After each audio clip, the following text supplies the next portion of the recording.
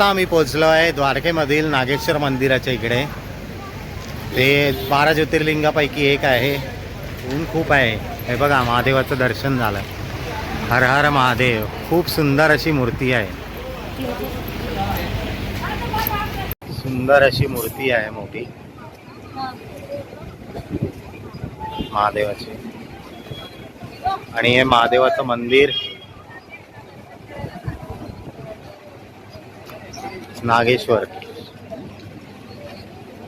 तर आता आम्ही लाईनीत आहे श्री नागेश्वर ज्योतिर्लिंगाच्या लाईनीतच आहोत. सगळे चालले झिगझॅग लाईन मध्ये आहे. खूप गर्दी आहे पण फास्ट आहे, अडकून नाही. फटाफट आहे, लाईन फास्ट आहे.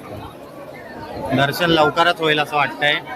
खूप छान वाटतंय ते येऊन. आता बघूया, दर्शन घेऊया.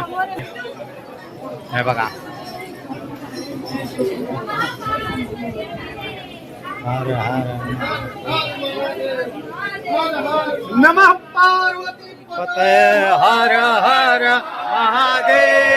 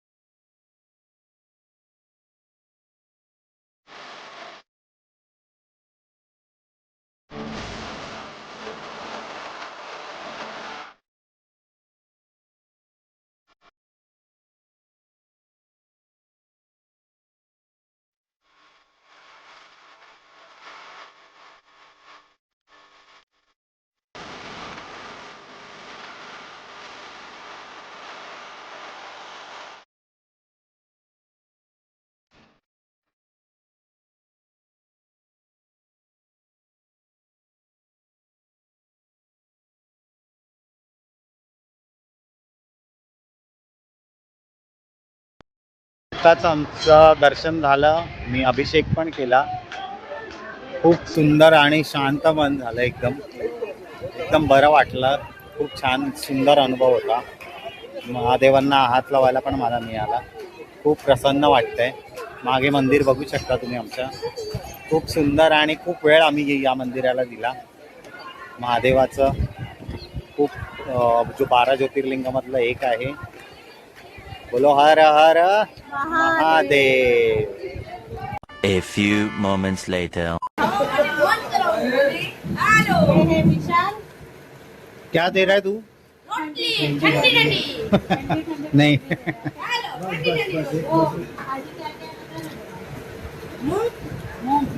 और सेव टमाटर और ये बटेका बटाटा बटाटा आलू आलू बटेका हम बोलते आम्ही जेवायला आलो इकडे ढाब्यावर. हा विशाल नावाचा मुलगा आहे. हा एंटरटेनिंग आहे फुल.